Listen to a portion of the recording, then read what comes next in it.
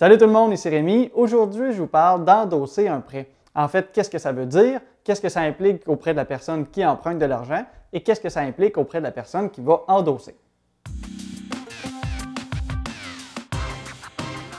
Cette semaine, je parlais avec Mélissa, qui est une fille que j'accompagne dans ses débuts immobiliers via Patreon. Et en fait, elle me posait la question, c'est quoi endosser un prêt? Donc, je me suis dit que si jamais elle se posait la question, il y en a probablement plusieurs d'entre vous aussi qui ne savent pas exactement c'est quoi. Donc, j'ai décidé d'en parler ici parce que ça peut être un bon moyen pour débuter en immobilier, mais aussi pour toute autre sorte de prêts.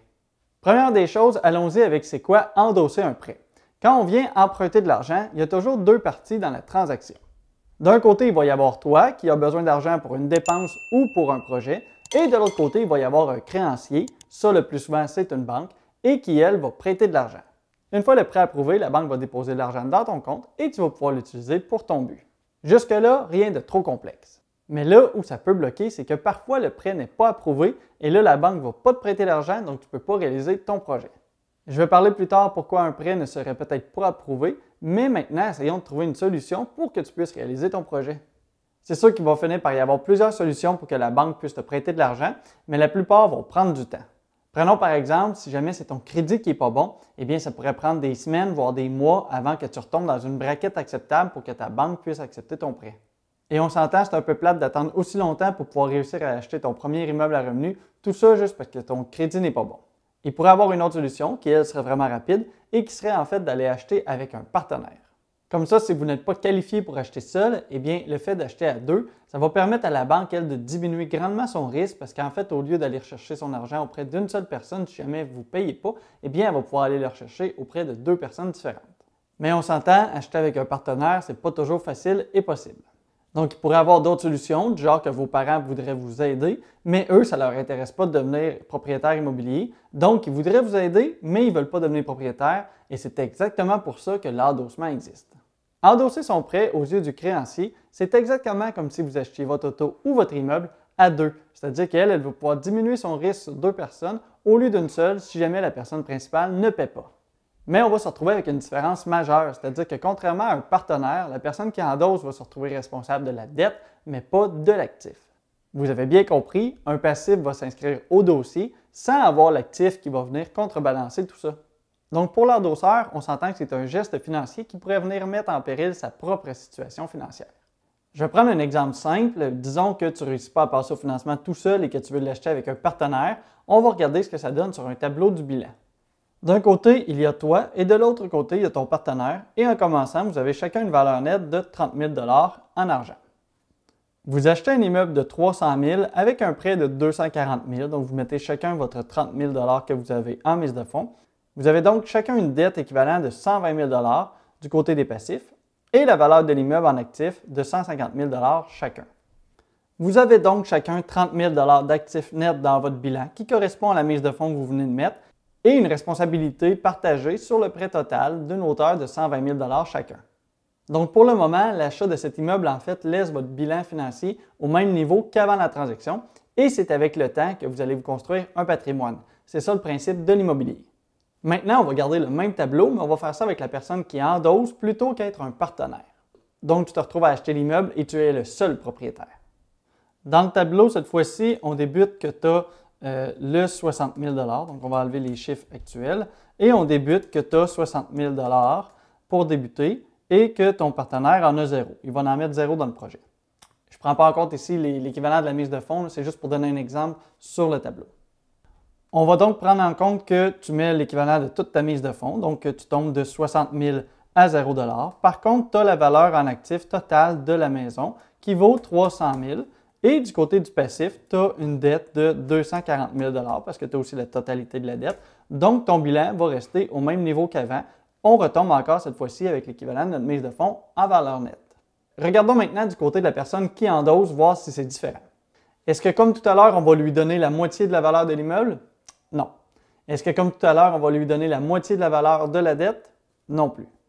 En fait, son bilan va plutôt ressembler à ça. Du côté du partenaire, on va se retrouver avec un actif de 0, mais du côté du passif, on va se retrouver avec une dette complète de 240 000 $.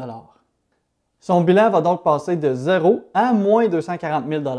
On s'entend pour la personne qui endosse, ce n'est pas vraiment avantageux. Tant si longtemps que vous allez faire vos paiements, pour l'endosseur, c'est pas si pire. C'est-à-dire qu'il va presque oublier qu'il a endossé un prêt. Mais si vous ne remplissez pas vos obligations, c'est là que la banque va appeler l'endosseur et que les problèmes pourraient commencer.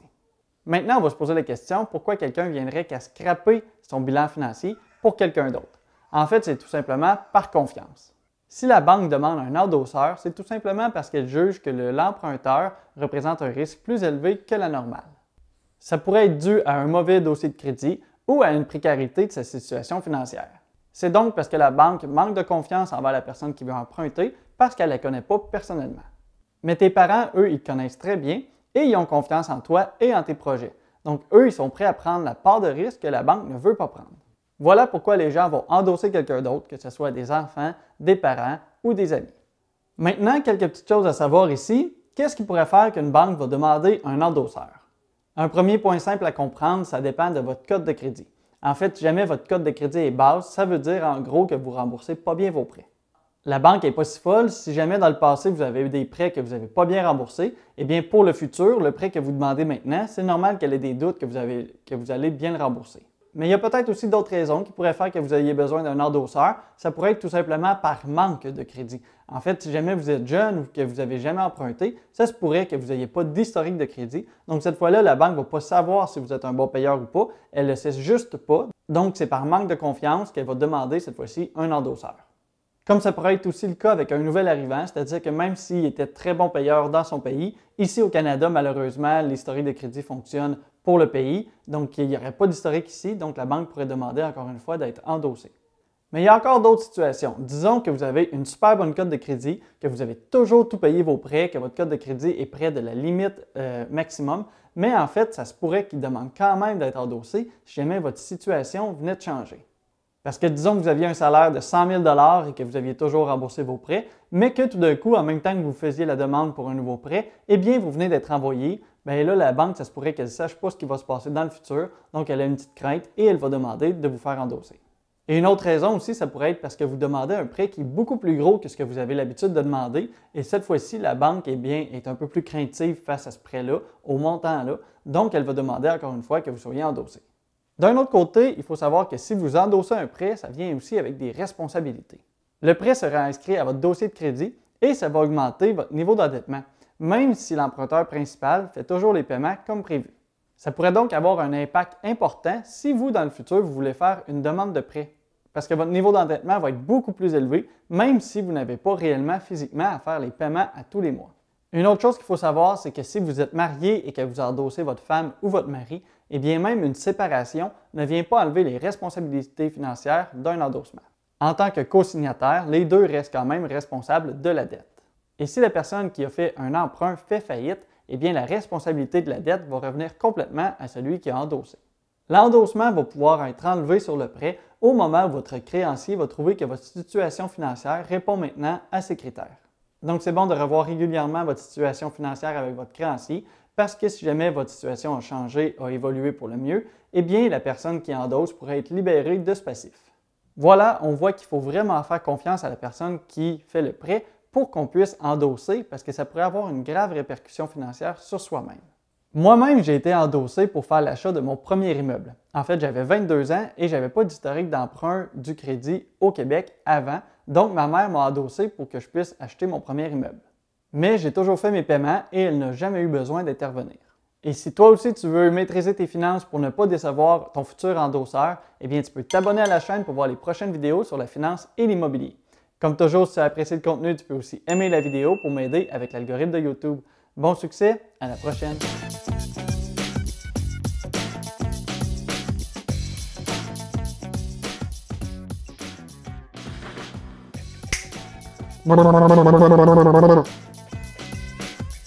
Et c'est parti.